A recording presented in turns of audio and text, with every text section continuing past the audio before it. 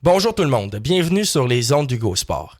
Vous écoutez notre 74e podcast. Présentement, je suis en compagnie de Charles-Antoine Delisle. Bonjour Charles-Antoine, comment ça va? Salut Hugo, ça va bien et toi? Oui, ça va bien, merci. Charles-Antoine, quelle semaine de football ce fut la semaine dernière? C'est de loin la meilleure ronde de division de l'histoire de la NFL. Bon, on a eu 4 matchs qui se sont terminés sur le dernier jeu du match. On a même eu droit à un duel qui s'est terminé en prolongation.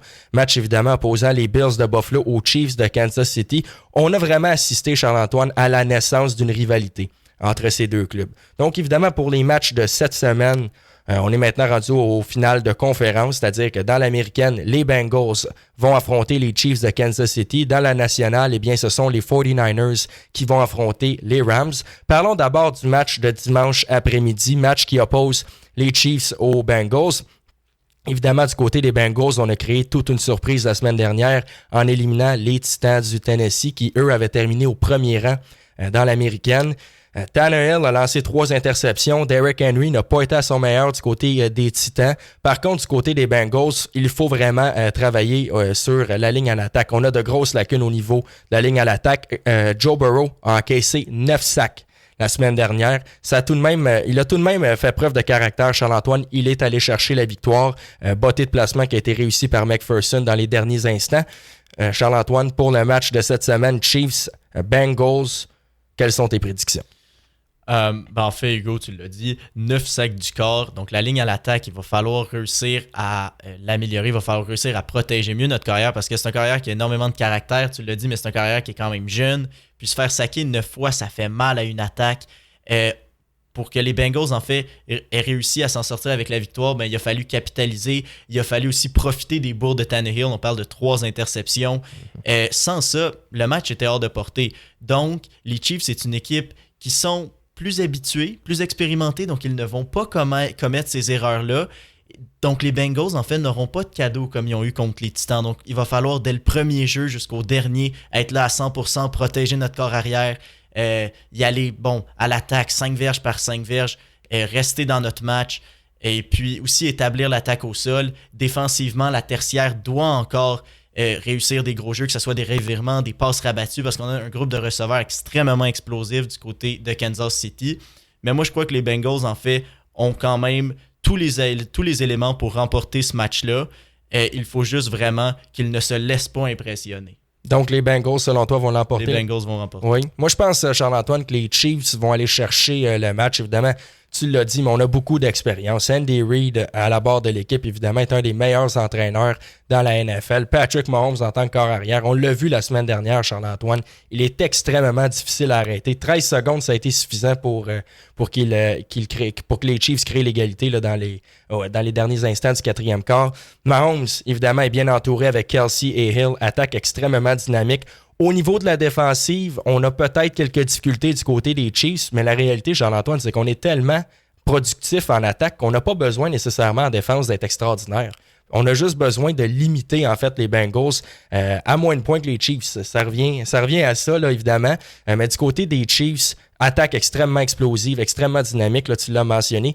C'est sûr que du côté des Bengals, on a Ja'Marr Chase qui va être difficile à neutraliser, mais on a moins d'atouts. On a un peu moins de profondeur et je pense que l'expérience des Chiefs de Kansas City va finalement faire la différence. Surtout que le match se joue à Kansas City, on le sait, c'est excessivement difficile d'aller chercher la victoire à Kansas City. Et je me dis, les Bills de Buffalo sont meilleurs, sont supérieurs aux Bengals. On a été en mesure d'éliminer les Bills la semaine dernière, tout un match qui s'est déterminé évidemment dans les derniers instants en prolongation.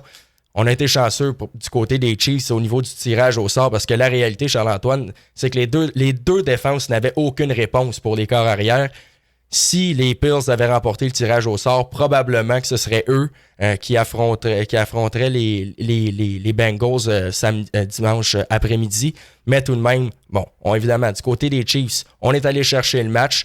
On est avantagé par le règlement en prolongation, quoiqu'on avait été désavantagé là, lorsque Tom Brady avait remporté le Super Bowl face aux Rams. Évidemment, on avait gagné le match en prolongation face aux Chiefs de Kansas City dans la finale de conférence de l'Américaine il y a quelques années. Donc, cela étant dit, je pense que les Chiefs ont plus d'expérience. On joue à la maison. on va être en mesure, selon moi, d'aller chercher la victoire face aux Bengals, une équipe inférieure aux Bills de Buffalo. Maintenant, dans la nationale, évidemment, match qui s'annonce fort prometteur. Du côté des 49ers, on a créé une énorme surprise en éliminant les Packers de Green Bay une semaine après avoir éliminé les Cowboys, qui représentaient une autre surprise encore. Évidemment, du côté des 49ers, on joue bien en défense. On a limité Aaron Rodgers, n'a pas été très bon. Évidemment, la semaine dernière, la défensive a su le neutraliser. Par contre, c'est vraiment au niveau des unités spéciales que le match s'est joué. On a bloqué un botté de placement, on a bloqué un botté de dégagement qui a été retourné pour un toucher. Parce que la réalité, Charles-Antoine, c'est que Garoppolo n'a pas été très, très bon dans ce match. On avait de la difficulté à s'installer en attaque.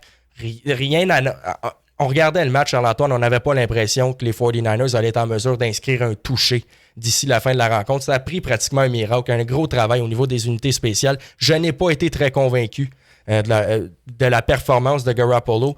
L'attaque des 49ers a semblé, selon moi, là, Charles-Antoine, un peu instable la semaine dernière, et je crois que ça va être encore une fois difficile cette semaine face aux Rams. Du côté des Rams, on revient de, évidemment, un match extraordinaire face aux Bucs. Début de match canon du côté des Rams.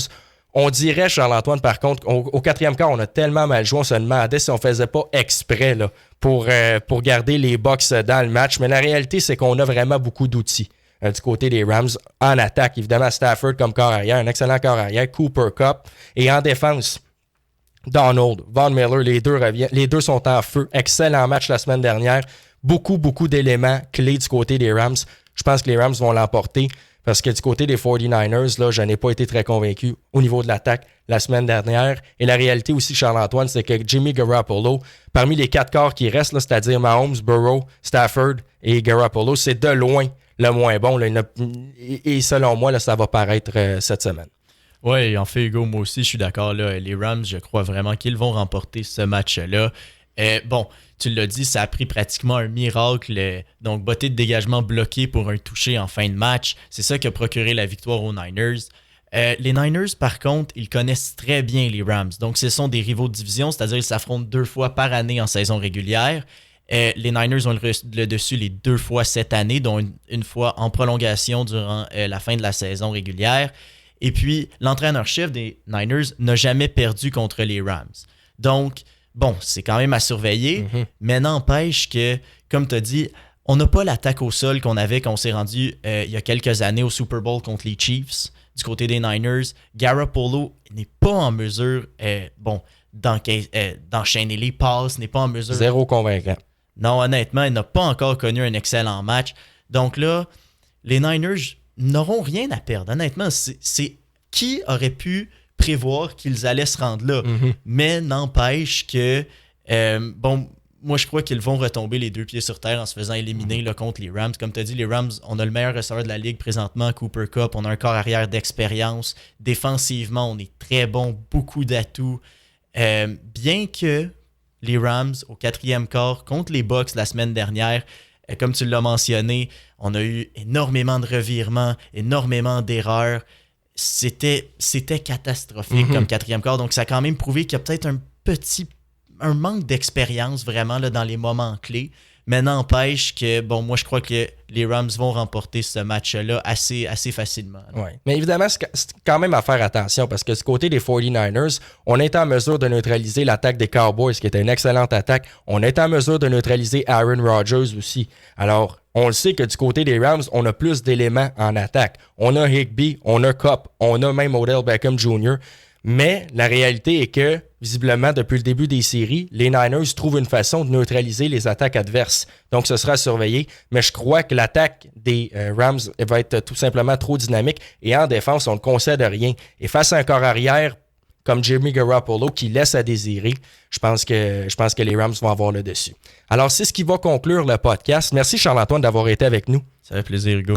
Et évidemment, pour ceux qui nous écoutent sur YouTube, j'espère que vous avez apprécié la vidéo. Si oui, ne vous gênez pas pour la liker, vous abonner à la chaîne, interagir avec nous dans les commentaires, et puis on va se revoir bientôt. Donc, merci beaucoup et à la prochaine.